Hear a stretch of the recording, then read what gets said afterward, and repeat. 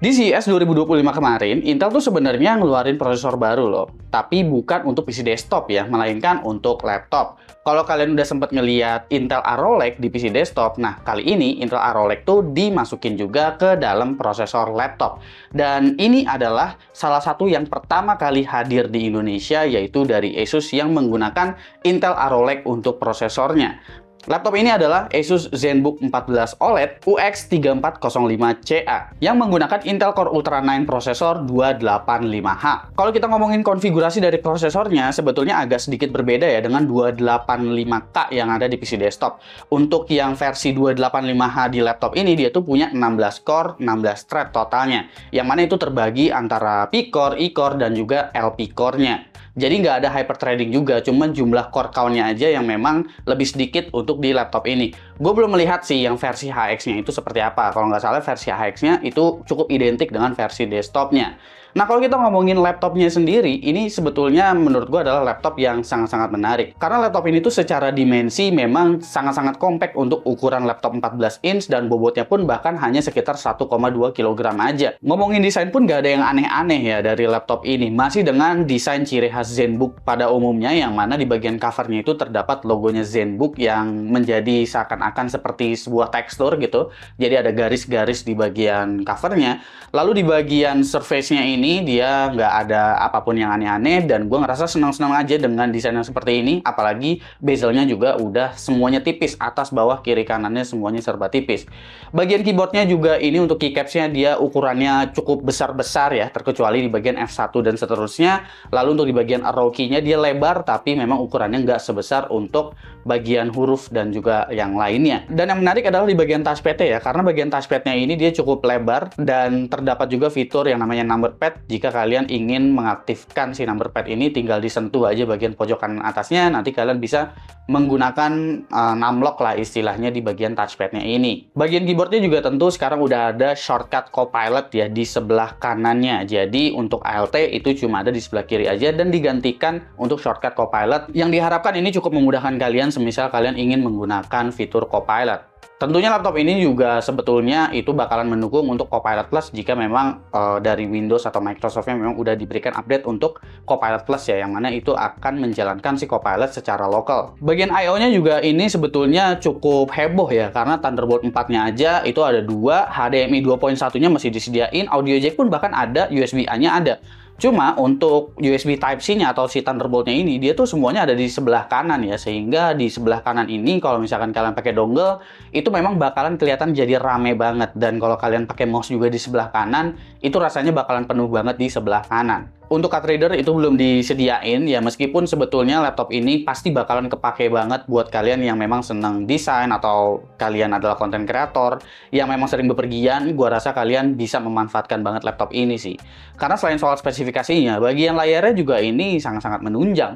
Dia udah touchscreen, lalu panelnya itu ialah Asus Lumina OLED ya, dengan resolusi 3K Asus menyebutnya, yang sebenarnya ialah 2880 x 1800 dengan refresh rate-nya itu ada di 120 Hz. Color gamutnya pun bahkan udah 100% DCI-P3. Untuk webcamnya ini ada di resolusi Full HD dengan dukungan AI Sense kamera, yang mana untuk kameranya ini udah punya kualitas yang cukup bagus. AI Sense kamera ini juga udah terintegrasi dengan Microsoft Studio Effect jika kalian ingin menggunakan fitur seperti background blur, habis itu noise cancellation, eye contact, dan lain sebagainya. Spesifikasi di awal tadi gue udah sempet singgung ya, prosesornya itu menggunakan Intel Core Ultra 9 285H, yang mana prosesor ini juga sebetulnya diunggulkan dengan adanya integrated graphics, yaitu adalah Intel Arc dengan generasi keduanya, alias si Xe generasi kedua, yang mana ini mirip seperti Intel Battle Match juga. Dan ternyata totalnya tuh untuk di 285H ini ada 8 compute unit ya, jadi bukan 4 compute unit seperti yang ada di desktop, yang menandakan bahwa prosesor dari Intel Core Ultra 9 285H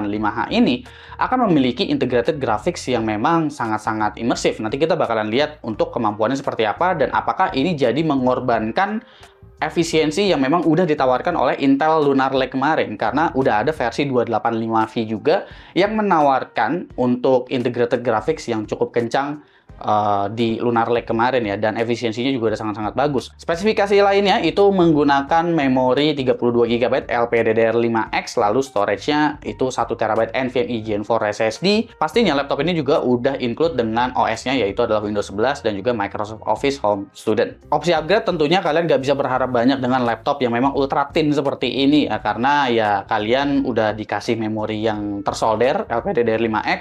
Lalu untuk storage-nya ya bisa di-upgrade sih, tapi kalian cuma bisa untuk mengganti SSD bawaannya aja. Utilities di MyAsus ini udah cukup lengkap ya, segala macam fitur built-in AI yang ditawarkan oleh Asus di sini juga udah cukup lengkap, seperti AI Sense kamera tadi misalnya, atau misalnya kalian ingin mengaktifkan AI noise cancelling untuk mikrofon ataupun untuk speaker, itu juga udah bisa diaktifkan melalui MyAsus ini. Dan tentunya tersedia beberapa profil pengaturan untuk fan speed dan juga profil power alias performance yang bisa kalian tuning. Kalau dirasa kalian ingin mendapatkan daya tahan baterai yang jauh lebih panjang, kalian bisa menggunakan mode Whisper misalnya seperti itu.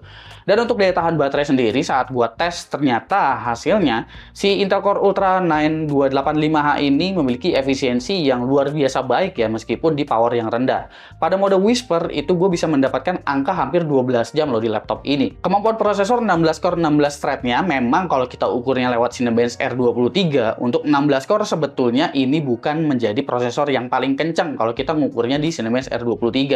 Tapi gua rasa kemampuan utama dari prosesor ini justru bukan ada di bagian core count-nya, melainkan di bagian akselerator-akselerator yang ditawarkan. Misalnya seperti di integrated graphics-nya, yang mana itu ada di Intel Arc-nya, yang mungkin bisa kalian manfaatkan untuk kebutuhan content creation, misalnya seperti encoder atau decodernya. Ini udah luar biasa lengkap dan bahkan udah luar biasa bagus ya. Bahkan hingga AV1-nya pun udah sangat-sangat kompatibel di banyak software. Misalnya seperti di DaVinci Resolve atau mungkin di CapCut, itu kan udah bisa manfaatin ini dengan sangat-sangat nyaman. Bahkan untuk dipakai sebagai stream machine pun, untuk ngejalanin OBS, ini encodernya gue bisa akuin memang sangat-sangat sakti. Dan kalau kita bicaranya integrated graphics-nya jika dipakai buat main game, sebetulnya ini bukan sebuah iGPU yang buruk juga untuk kalian bermain game.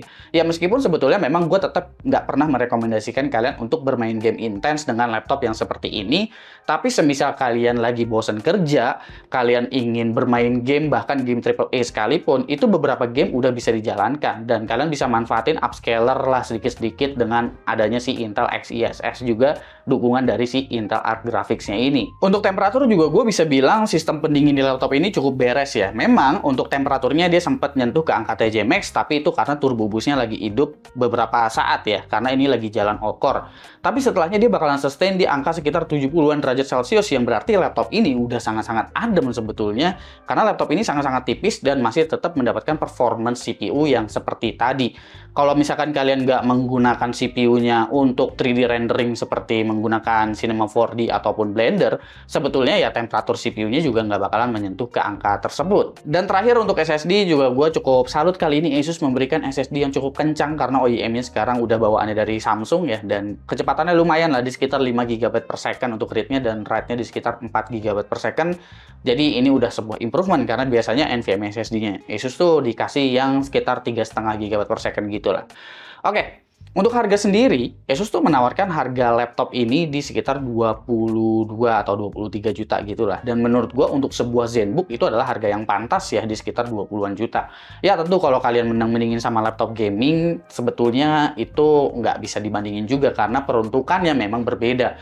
Ini adalah laptop yang memang cocok bagi kalian yang memang membutuhkan laptop yang ultra thin dan kalian pingin banyak bawa traveling kemana-mana, dan kalian masih tetap bisa mendapatkan daya tahan baterai yang panjang, nggak perlu mikirin banyak colokan-colokan kalau misalkan kalian lagi kerja gitu ya, karena dengan mode Whisper sekalipun, karena encodernya ini bagus, kalian masih tetap bisa beraktivitas dan juga produktif dengan laptop ini gitu, karena kemampuannya tadi. Dan kalau kalian lagi suntuk, kalian masih bisa sedikit-sedikit bermain game dengan laptop ini. Kira-kira menurut kalian gimana untuk laptop yang satu ini? Silahkan komen di bawah dan kasih pendapat kalian masing-masing. Jangan lupa subscribe, Gosupki, dan seperti biasa, sampai jumpa di lain kesempatan.